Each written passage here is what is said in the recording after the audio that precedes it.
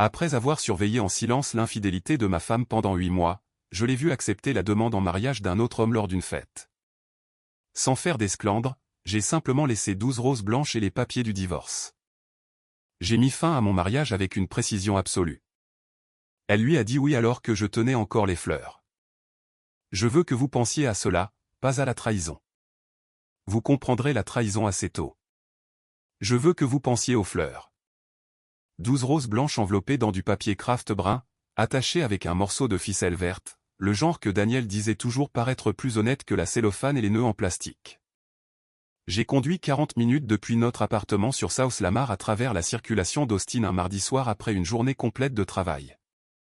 Je me suis arrêté à ce petit stand de fleurs sur South Congress qu'elle avait signalé 3 fois au cours de l'année écoulée sans jamais me demander de m'arrêter. Et je m'en étais enfin souvenu. Je me tenais à cette fête avec ces fleurs à la main. Et l'homme à genoux au milieu du salon n'était pas moi.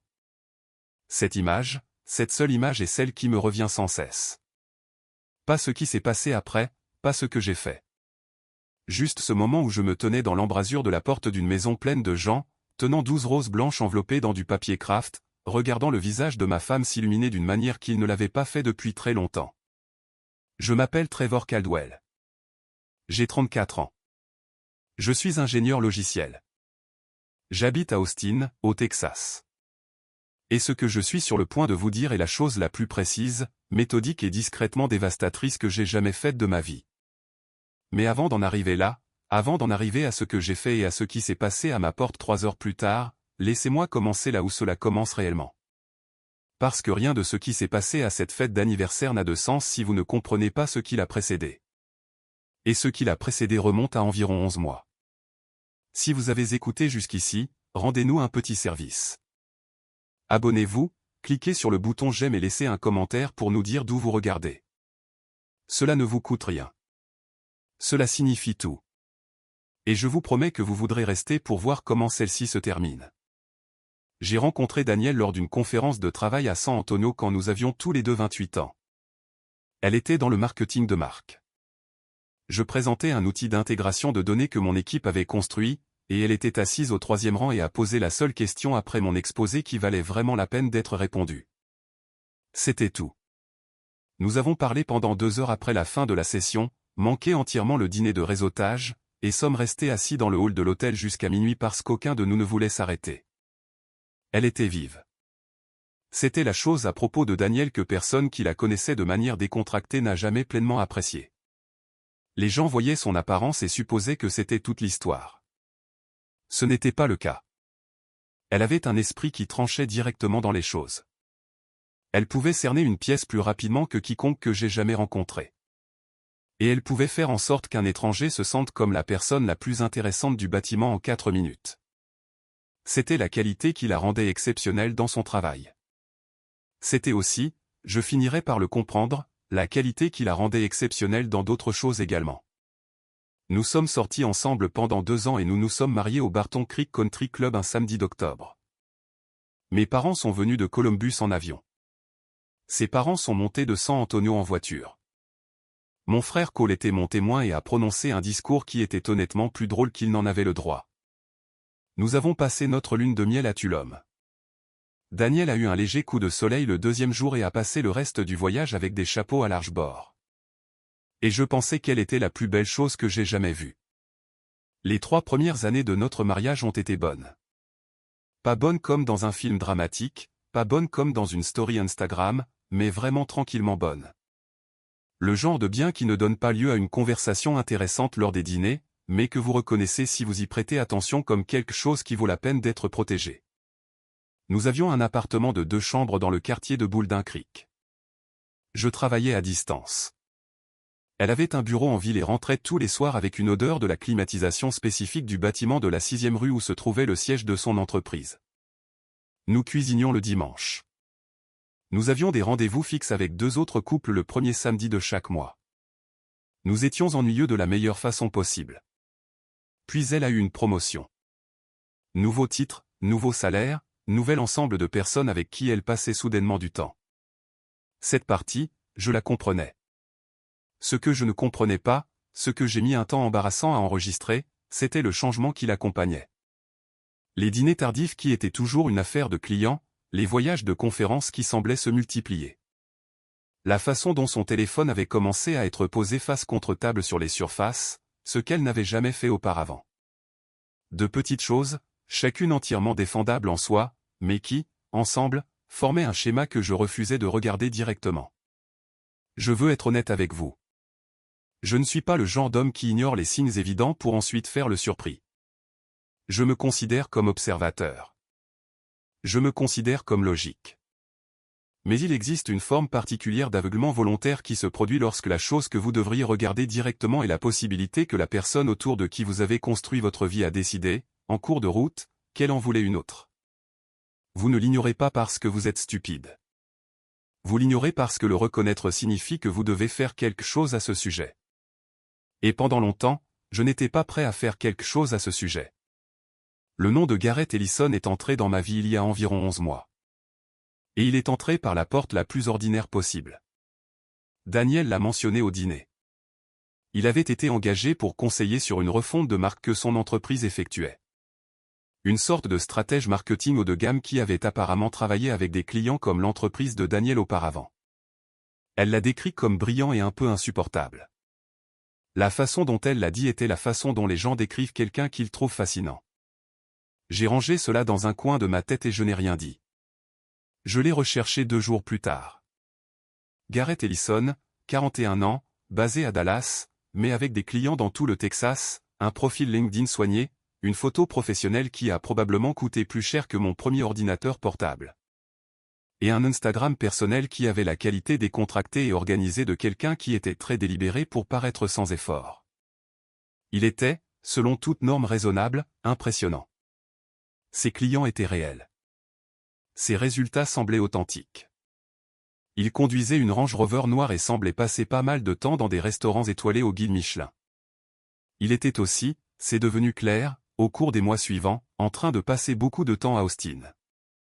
Je n'ai jamais confronté Daniel. Je veux être clair à ce sujet.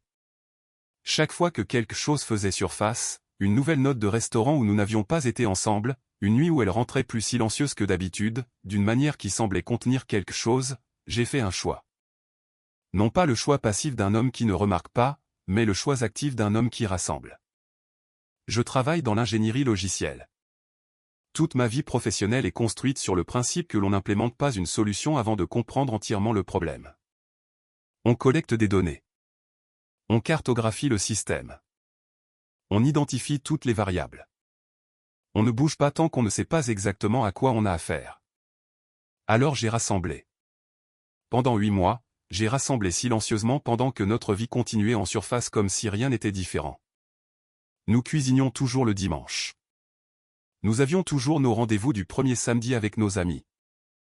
Je la conduisais toujours à l'aéroport quand elle avait des vols tôt, et je prenais toujours le genre de café qu'elle aimait à l'endroit sur Congress les matins où elle avait de grandes présentations.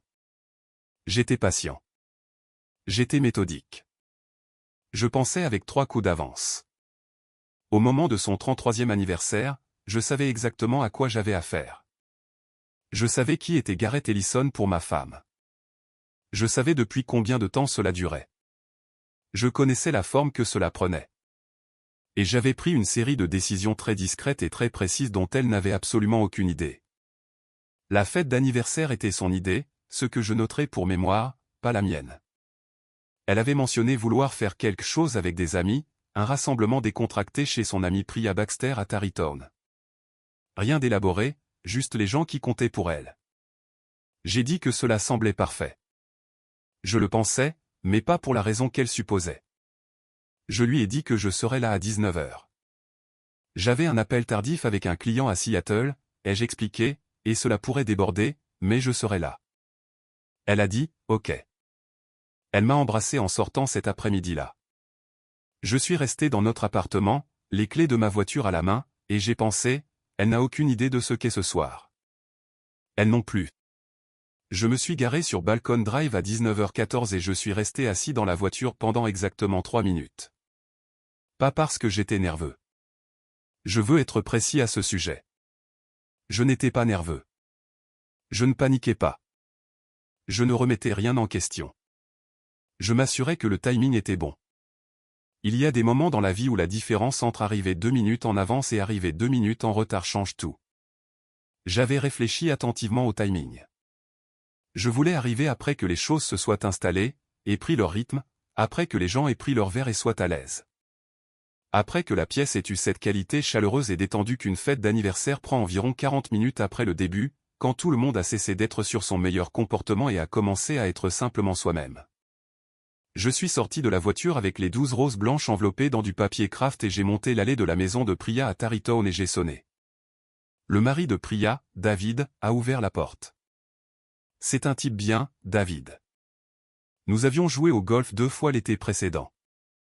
Il m'a vu, a enregistré quelque chose, une lueur de quelque chose que je comprends maintenant être l'expression spécifique d'un homme qui sait que quelque chose ne va pas mais n'a pas encore compris quoi faire. Et il a dit, Trevor, entre. J'ai entendu la fête avant de la voir. Ce son spécifique et superposé, conversation, musique, rire, le tintement des verres. Environ 30 personnes, peut-être un peu plus, réparties dans l'espace de vie ouvert et débordant sur le patio arrière. C'était une belle maison. Priya avait du goût. Et puis j'ai vu le salon. La façon dont la fête était organisée, une clairière naturelle s'était formée au centre. Le genre d'espace organique qui se produit lors des rassemblements lorsqu'un groupe fait inconsciemment de la place pour quelque chose. Les gens se tenaient en un demi-cercle approximatif. Et au milieu de ce demi-cercle, à genoux sur le tapis crème de Priya, se trouvait Gareth Ellison. Il était bien habillé. Je lui accorde cela. Blazer anthracite, pas de cravate, le genre d'élégance sans effort qui était entièrement intentionnel. Il tenait une bague dans une petite boîte en velours, et la bague captait la lumière chaude des luminaires de Priya d'une manière que je ne peux décrire que comme théâtrale. Et debout devant lui, les mains couvrant sa bouche, les yeux écarquillés, se trouvait ma femme. Ma femme Danielle dans la robe verte que je l'avais aidée à choisir pour un événement il y a 2 ans, debout au centre d'une pièce pleine de ses amis le jour de son 33e anniversaire, pendant qu'un homme qui n'était pas son mari la demandait en mariage à genoux. La pièce était complètement silencieuse. Je me tenais dans l'embrasure de la porte avec 12 roses blanches à la main et personne ne m'avait encore remarqué.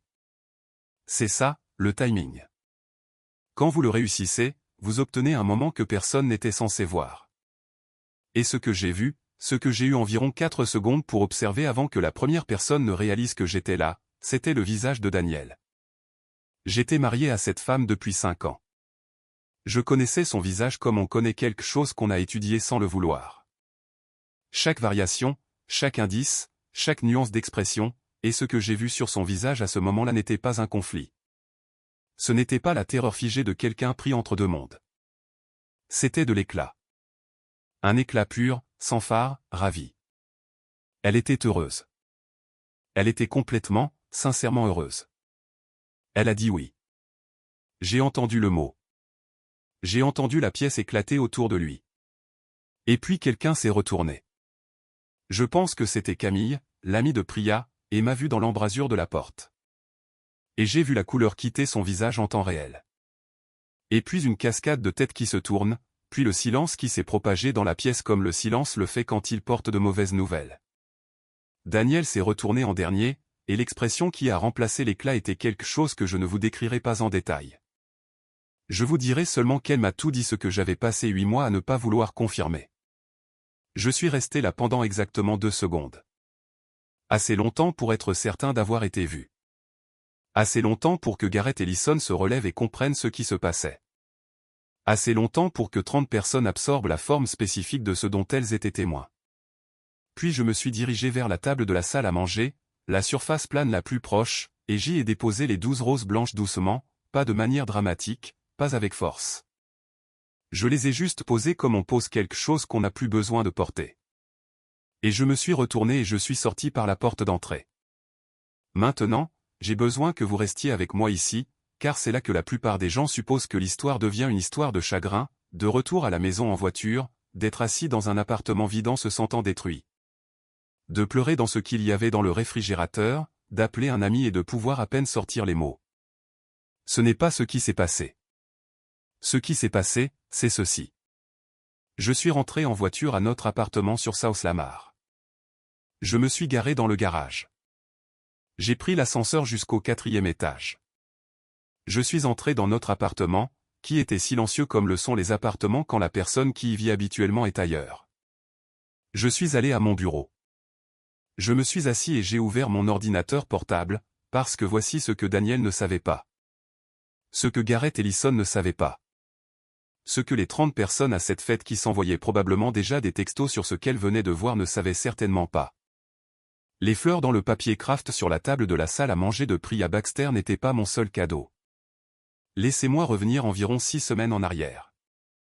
Notre appartement sur South Lamar était à nos deux noms, mais le renouvellement du bail approchait dans 8 semaines. J'avais déjà commencé le processus pour en retirer mon nom. C'était la première étape. J'avais parlé à notre propriétaire, Brenda, que j'avais toujours appréciée et qui avait été extraordinairement décente à propos de tout cela, de la manière dont certaines personnes le sont lorsque la vie leur présente une situation qui exige une grâce peu commune. Elle avait confirmé le calendrier. Mon nom serait retiré du bail à la fin de la période de renouvellement. Celui de Daniel resterait. L'appartement serait à elle. Le compte bancaire joint que nous avions maintenu depuis la 2e année de notre mariage avait, au cours des 43 derniers jours, été systématiquement réorganisé. Pas vidé. La cruauté ne m'intéressait pas, et je n'avais pas légalement le droit de prendre plus que ce qui était à moi. Mais chaque dollar que j'avais contribué, chaque dépôt de chèque de paie qui portait mon nom, avait été redirigé vers un compte séparé que j'avais ouvert dans une autre institution. Le compte joint demeurait, il y avait de l'argent dessus. Il y en avait juste beaucoup moins que ce à quoi Daniel était habitué. La voiture. Nous l'avions achetée ensemble, la Volvo XC60 argentée qu'elle conduisait tous les jours pour aller au travail. Nous avions partagé la compte, mais le titre de propriété était à mon nom parce que le crédit de Daniel avait eu une complication 2 ans après notre mariage que je l'avais aidé à surmonter en prenant le principal sur le prêt. Le prêt automobile a été remboursé il y a 14 mois. Le titre était à moi. Je l'avais discrètement transféré à mon seul nom, ce qui était entièrement légal compte tenu des documents que nous avions signés. La voiture était toujours dans notre garage. Elle la conduisait toujours tous les jours. Elle ne savait juste pas encore que ce ne serait plus pour très longtemps. Puis il y avait le cadeau. J'avais eu 6 semaines pour penser au cadeau. Et je veux vous dire que c'était la chose la plus soigneusement considérée que j'ai jamais préparée. Pas l'emballage, le contenu, l'enveloppe glissée à l'intérieur de ce papier craft sous les roses blanches. Le cadeau que Daniel trouverait quand elle rentrerait finalement chez elle et déballerait ce que son mari avait laissé sur la table de la salle à manger de son ami.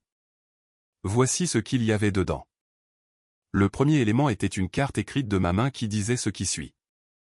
Joyeux anniversaire, Daniel. Au moment où tu liras ceci, tu auras quelques questions.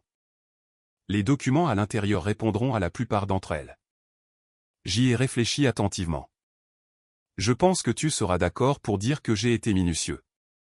Le deuxième élément était une copie des documents de retrait du bail signés par moi, contresignés par Brenda, datés et notariés.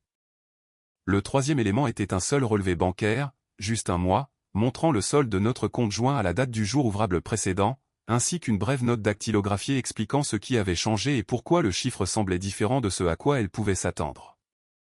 Le quatrième élément était le document que j'avais fait préparer par mon avocate, une femme nommée Sandra Hartley, qui travaillait dans un cabinet sur Congress Avenue, et qui était, d'après mon expérience, l'une des personnes les plus perspicaces que j'ai rencontrées dans un cadre professionnel. Sandra avait passé 3 semaines à s'assurer que tout ce que je faisais était non seulement juridiquement solide, mais me positionnait correctement pour la suite. Le quatrième élément était l'avis juridique formel que j'avais entamé une procédure de divorce. Le cinquième élément était quelque chose que j'ai hésité à inclure jusqu'au moment où j'ai tout glissé dans l'enveloppe et les scellé. C'était une seule photo imprimée, pas de Daniel et Gareth. Je n'étais pas intéressé par ce genre de théâtre. C'était une photo de nous deux prise sur un sentier de randonnée au-dessus de Barton Creek Greenbelt environ 2 ans et demi après notre mariage, un dimanche où aucun de nous n'avait à être nulle part. Et nous avions juste commencé à marcher et continuer plus longtemps que prévu. Nous étions tous les deux en sueur et légèrement brûlés par le soleil, et Daniel tenait une bouteille d'eau dans une main et riait de quelque chose que j'avais dit, et je me souvenais exactement de ce que j'avais dit, et ce n'était même pas si drôle. Elle était juste dans cette humeur particulière où tout tombait bien. C'était une bonne photo. Je l'avais toujours aimée. Je l'avais imprimée sur du papier de bonne qualité et j'avais écrit une ligne au dos. Celle-ci, je la garderai. C'était le cadeau. Je veux vous parler des 3 heures suivantes. J'étais assis à mon bureau, travaillant sur de la documentation que j'avais reportée, quand l'écran de mon téléphone s'est allumé pour la première fois. C'était un numéro que je ne reconnaissais pas. Je l'ai laissé sonner. Puis il s'est rallumé. Puis encore, puis un texto de Priya qui disait « Trevor, s'il te plaît, appelle-moi ». Puis un appel de Daniel que j'ai refusé. Puis un autre. Puis 3 textos rapides d'elle que je n'ai pas ouverts. Puis un appel de mon frère Cole, ce qui m'a surpris. J'avais envoyé un texto à Cole plus tôt dans la journée et lui avait seulement dit que les choses arrivaient à un point critique et qu'il devait s'attendre à avoir de mes nouvelles, mais je ne lui avais pas donné de détails et je ne lui avais pas dit ce que j'avais prévu pour ce soir. J'ai répondu à Cole par texto. Je vais bien. Je t'appellerai demain. Ne t'inquiète pas. À 21h30, j'avais, et je n'exagère pas ce nombre, 227 appels manqués et textos combinés. La plupart provenaient de Daniel. Un nombre important provenait de numéros que je ne reconnaissais pas, que je supposais être des amis à la fête qui avaient décidé que c'était leur affaire. Il y en avait plusieurs de Priya. Il y en avait 2 d'un numéro qui, lorsque je les recherchais, correspondait à la ligne professionnelle publiquement répertoriée de Garrett Ellison, ce que j'ai trouvé intéressant. Je suis allé me coucher à 22h15. J'ai lu pendant 20 minutes. J'ai éteint la lumière. J'ai dormi sans grande difficulté, ce qui, je pense, m'a légèrement surpris à l'époque. On a frappé à 23h47. Je suis resté allongé un moment quand je l'ai entendu. Je n'ai pas été surpris. Je m'y attendais à moitié. Je m'y attendais juste plus tôt. J'ai mis un t-shirt et un jean, je suis allé à la porte d'entrée et je l'ai ouverte. Daniel se tenait dans le couloir dans la robe verte, les roses dans ses bras, toutes les 12 encore dans le papier craft. Et ses yeux avaient cette qualité particulière de quelqu'un qui a pleuré de manière contrôlée pendant un certain temps. Pas un désastre. Daniel n'était jamais un désastre, mais ses contours étaient effilochés. Elle m'a regardé pendant un long moment. Puis elle a brandi l'enveloppe. Nous devons parler. Je sais, ai-je dit. Trevor. Elle s'arrêta, recommença. Tu as planifié ça? Oui. Ai-je dit, tout. Le compte, le bail, le tout. Ai-je dit, entre. Elle est entrée. Elle s'est assise sur le canapé, celui que nous avions choisi ensemble dans un magasin de meubles à Muller, et elle a posé l'enveloppe sur la table basse et l'a regardée comme on regarde quelque chose qui a déjà changé votre vie. Et vous absorbez encore la forme du changement. Je me suis assis en face d'elle et j'ai attendu. Parce que Daniel était vive. J'avais toujours su qu'elle était vive, et je voulais voir ce qu'elle ferait de tout cela avant de dire quoi que ce soit d'autre. Depuis combien de temps savais-tu? A-t-elle finalement demandé. Environ 8 mois, ai-je dit. Elle a fermé les yeux. Et tu as laissé tout continuer. J'attendais de comprendre la situation dans son ensemble. J'ai dit, je travaille méthodiquement. Tu sais ça de moi. Elle est restée silencieuse un moment. Puis elle a levé les yeux sur la photo. Elle voulait dire celle que j'avais imprimée, celle sur laquelle j'avais écrit au dos. Pourquoi as-tu mis ça dedans? Parce que je voulais que tu saches que je ne te déteste pas. J'ai dit, ce n'est pas une question de haine. J'avais juste besoin que tu comprennes de quoi tu t'éloignais avant de t'en éloigner. Elle a de nouveau regardé l'enveloppe. Garrett et moi, ce n'est pas ce que tu Daniel. J'ai dit, il t'a demandé en mariage. Elle s'est tue. Il t'a demandé en mariage à ta fête d'anniversaire avec une bague, ai-je dit. Et tu as dit oui, j'étais dans l'embrasure de la porte. Un autre silence. Je ne suis pas en colère, ai-je dit. Et je veux vous dire que je le pensais. Pas parce que je jouais la comédie, pas parce que j'étais en état de choc, parce que j'avais passé 8 mois à traverser la colère, à m'asseoir avec elle, à la comprendre et à passer de l'autre côté bien avant que cette fête n'ait lieu. Au moment où je suis entré dans ce salon, je n'étais plus en colère. J'étais décidé. Et il y a une profonde différence entre les deux. La voiture, dit-elle finalement. Le titre est à moi, ai-je dit. Tu peux la conduire jusqu'à la fin du mois. Après cela, j'en aurai besoin ou nous pouvons nous arranger pour que tu l'achètes à sa juste valeur marchande. Le numéro de Sandra Hartley est dans l'enveloppe. Elle s'occupera de la logistique avec toi. Tu as une avocate, dit-elle. Ce n'était pas une question. Sandra est excellente, ai-je dit. Tu devrais en prendre un aussi. Quelqu'un de bon. Prends ton temps pour ce choix. Elle m'a regardé pendant un long moment. Ce regard particulier que je connaissais.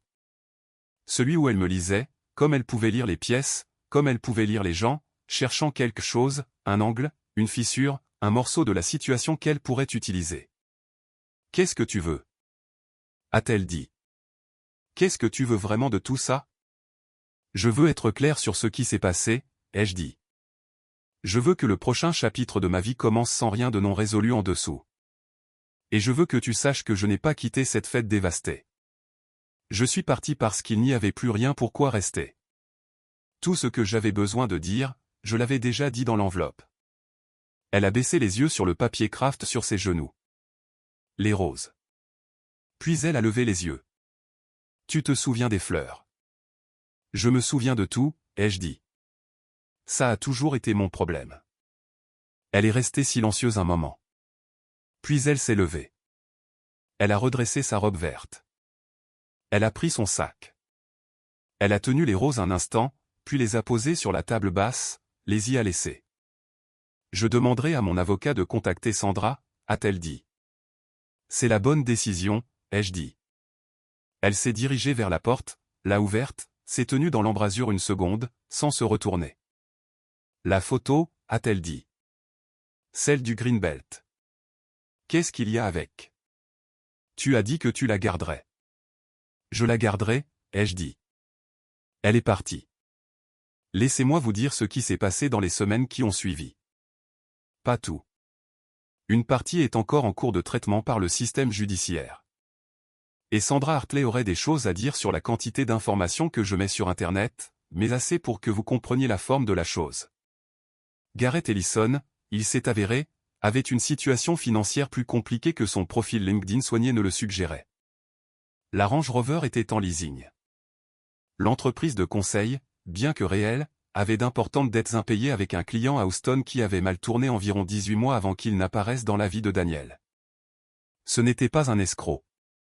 Je veux être juste à ce sujet. C'était un homme qui avait construit quelque chose d'impressionnant, puis avait connu de fortes turbulences et travaillait à projeter une image de stabilité tout en essayant discrètement de prendre de l'avance sur le problème. Daniel ne le savait pas. Elle connaissait la version de Garrett Ellison que Garrett Ellison voulait que les gens connaissent. J'en savais plus parce que j'avais passé 8 mois à construire une image très complète de la personne que ma femme avait décidé de choisir à ma place. Je n'ai rien fait de dramatique avec ces informations. Je n'ai pas appelé ses clients. Je n'ai rien publié. Je n'ai pas fait un seul mouvement que Sandra n'avait pas examiné au préalable.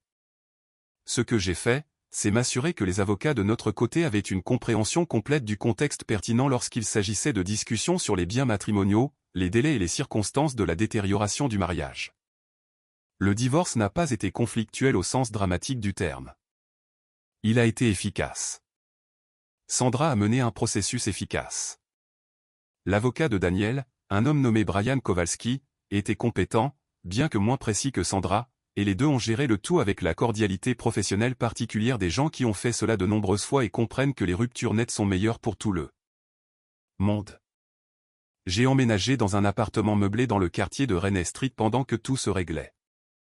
Il était petit et très propre et avait une vue décente sur le fleuve Colorado depuis une fenêtre si on se tenait au bon angle, ce que je faisais la plupart des matins avec mon café. Mon frère Cole est descendu de Dallas pour un long week-end environ 5 semaines après la fête. Il n'a pas posé trop de questions. Il m'a aidé à acheter un canapé. Nous sommes allés au Broken Spoke un samedi soir et sommes restés jusqu'à la fermeture, ce qui est le temps qu'il faut passer au Broken Spoke quand on traverse quelque chose. Cole est un bon frère. Je ne le dis pas assez. Ma collègue Priya, qui est assise à 2 bureaux de moi au WeWork d'Austin où nous allons parfois au bureau le mercredi, s'est arrêtée à mon bureau un matin environ 3 semaines après tout, et a dit sans aucun préambule, « J'ai entendu ce que tu as fait avec les fleurs et l'enveloppe. » C'est la chose la plus cerveau d'ingénieur que j'ai jamais entendu quelqu'un faire à son mariage. J'ai pris cela comme un compliment. Je pense qu'elle le pensait comme tel. L'appartement sur South Lamar, après quelques discussions, a fini par être conservée par Daniel. Elle y est restée. J'ai repris la Volvo à la fin du mois, comme je l'avais dit, et elle a loué quelque chose de son côté. Les meubles ont été partagés d'une manière qui nous a semblé juste à tous les deux, ce qui, je pense, est à peu près tout ce qu'on peut demander d'un partage de meubles. Maintenant, je veux vous raconter la partie qui m'a surpris, parce que quelque chose s'est produit que je n'avais pas prévu, ce qui est inhabituel pour moi, et je veux être honnête à ce sujet. Environ 2 mois après la fête, j'ai reçu un texto de Priya Baxter, pas de Daniel, de Priya. Il disait, « Trevor. Je voulais dire quelque chose depuis un moment. Je suis désolé. J'en savais plus que je n'aurais dû et je n'ai rien dit. Ce n'était pas bien. Je suis resté un moment avec ce texto. Puis je l'ai appelé. Nous avons parlé pendant près d'1 heure. Et ce que Priya m'a raconté, morceau par morceau, c'était la version de l'histoire à laquelle je n'avais pas eu accès. Pas les faits. Je les avais, mais l'intérieur de l'histoire. Les conversations qu'elle avait eues avec Daniel au cours de l'année écoulée. Les choses que Daniel avait dites sur notre mariage, sur le sentiment d'être invisible dedans, sur le sentiment d'être devenu un personnage secondaire dans la vie de quelqu'un qui était très capable, très organisé et très présent dans tous les sens professionnels tout en étant. D'une manière ou d'une autre, et c'était le mot que Priya a utilisé, tranquillement, comme si elle savait qu'il ferait mouche, inaccessible. Qu'elle avait essayé de me dire des choses et avait eu l'impression que je résolvais toujours au lieu d'écouter. Qu'elle avait arrêté d'essayer quelque temps dans la 2e année et s'était dit que la distance était juste la façon dont les choses fonctionnaient. Je n'ai rien contesté. J'ai écouté. J'ai dit, j'entends ça. Je pense que c'est réel. J'ai dit, je pense aussi que ce qu'elle a fait n'était pas la bonne réponse à ce sentiment, et je pense qu'elle le sait. Et Priya a dit, oui, elle le sait. Et puis nous sommes restés silencieux un moment tous les deux. Je veux vous dire que je pense à cette conversation. Je pense au mot inaccessible. Je ne vous dis pas cela comme une forme d'autoflagellation. Je ne vais pas reconstruire l'argumentaire pour expliquer pourquoi j'avais tort alors que je crois aussi avoir été lésé. Parce que la vie n'est pas un problème de comptabilité à somme nulle, même si je la traite parfois comme telle. Mais j'y pense parce que les gens honnêtes pensent aux choses auxquelles ils ne veulent pas penser. C'est le prix de l'honnêteté. Ce que j'ai fait était méthodique et précis, dans les limites de ce que la situation exigeait, juste. Je n'ai pas détruit Daniel. Je n'ai pas tenté de l'embarrasser professionnellement ou de nuire à sa vie d'une manière qui allait au-delà de la protection de ce qui était à moi.